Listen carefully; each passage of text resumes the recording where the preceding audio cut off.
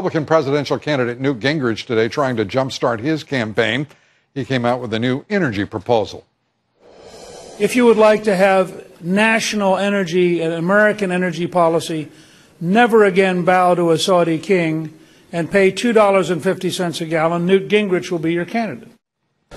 Gingrich maintains that through innovative drilling methods, the United States may now have more accessible oil than we've actually pumped since 1870. Gingrich says if we were to open up federal lands, we would bring in over $18 trillion in oil royalties, which he would use to pay down the federal debt. Joining us now to talk about this nation's energy policy and what needs to be done to resolve it, Robert Bryce, Senior Fellow with the Center for Energy Policy and the Environment at the Manhattan Institute. Robert is also the author of the book Power Hungry, The Myths of Green Energy and Real Fuels of the Future. Great to have you with us. Thanks for having me, Lou. What do you think of the Gingrich proposal? Well, speaking bluntly, Lou, it's a gimmick. That's what we do here. I know. It's a gimmick. I mean, how does he know what he's going to do would bring prices down to $2.50? He doesn't. I'm not a fan of Gingrich's in general, and I think he's been a fan of corn ethanol for years, and so you're going to wait a while for me to be a proponent of what Newt's talking about. But, I mean, he is right in that we do need to produce more energy in the U.S., and over the last couple of years, the U.S. energy fortunes have really done an about-face. We produced record amounts of natural gas last year, 23 trillion cubic feet, and the reduction in natural gas prices is down now under $3. One of the best news and best pieces of news in the commodity markets in the United States that's happened recently. And the problem being, of course, that no one has still moved natural gas into the transportation market with any seriousness, and until that is done, some say that the real impact of natural gas won't be felt. Well, but let me jump in because, look, natural gas is an excellent fuel. Mm-hmm. And if you look at pre-shale revolution, the 6-year period from 2003 through 2008, natural gas prices in the country averaged over $7.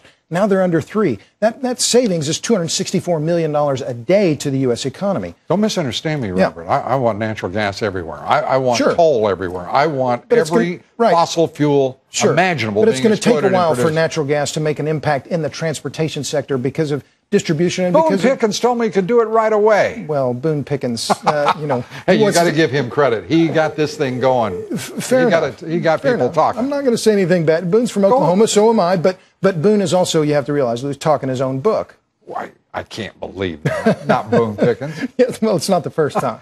Well, he isn't the only one with a book, though. Well, fair enough. Let me turn to this president, his energy policies. Sure. We didn't take note of the fact that we're now exporting. You were talking about the successes of energy in this country. Right now, we are, for the first time in 60 years, a net exporter of finished fuels, jet fuel, diesel, gasoline, triple what we were just 2 years ago. Sure. This is pretty impressive stuff. It is. It's really remarkable. And it's a reflection of the fact that the U.S. refining industry has some of the best refineries in the world. So last year we exported about 1 billion barrels of refined products, rough value $100 billion. I think that's a positive thing, that we are importing unfinished goods, crude oil from overseas, finishing it and exporting. It's good for our balance of trade, good for jobs. Balance of trade, it's good for just about everything that ails us, whether it be an economy that right now is always, it seems, over the course of the past few years, teetering near moribund in terms of prospects for continued growth and prosperity. Hopefully we're getting there. I think we are. But the idea, I expressed an idea last week. I said, let's create a fund for citizens in this country who actually own that federal land and those offshore drilling rigs, the product they're taking out of those offshore lands, if you will.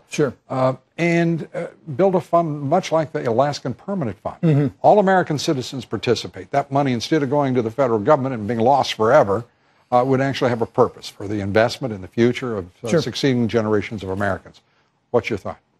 Well, you just told me about it a little while ago before we came on the air. It's an interesting idea. I think that it makes some sense, and it makes some sense as royalty owners that we would get that revenue. That's what happens when private landowners, they allow drilling on their property. If they own the mineral rights, they get the royalties. So I'm not going to dismiss it out of hand. I think it has some merit. Well, you know what? I appreciate that, so I expect you to be an absolute be absolutely evangelistic about it all. Not enough to dismiss it out of hand. The other part of that is, what is it going to take for people to understand we got to get moving with fossil fuels, and that the idea of relying on quote-unquote green energy as some sort of substantial replacement for fossil fuels in the near term is folly? Well, you're right, Lou. And this is one of the things, and give it to the environmental left and the green left. They've been very effective at the marketing of wind energy and solar. The wind energy lobby is very strong, and they've been very effective at selling this idea that wind energy is green. But what the president, last week in his speech on energy, right, he mentions oil 30 times, doesn't mention Keystone XL once. That one pipeline, here's an example of scale.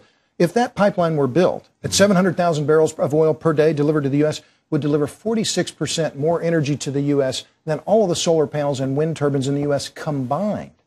And that is a great way to put it into stark relief for us, what this president is pushing as an energy It's about policy. scale, and it's about cost, and it always is. And yet we don't hear, look, if the president and if the Republicans were serious, their energy policies would be very simple: cheap, abundant, reliable. In that order: cheap, abundant, reliable, and then talk about how to get there. But the first goal should be cheap, particularly now, given the state of the economy. Which of these Republican candidates is making the most sense in your judgment on energy? Well, none of them are overly compelling, let's be serious. But I think Romney has, I've looked at his energy policy today. I mean, he has a pretty good overview on the situation. Santorum's policies are also, I think, pretty good. Again, I'm not a fan of Gingrich, but I think that what Romney has put forward is fairly comprehensive, and I think he has a pretty good approach. Robert Bryce, I think you've got a pretty good approach, too. Thanks for being here. Thanks a million, Lou. Robert Bryce is the author of the book, Power Hungry: The Myths of Green Energy and the Real Fuels of the Future. Thanks for being here, as always. Come back soon.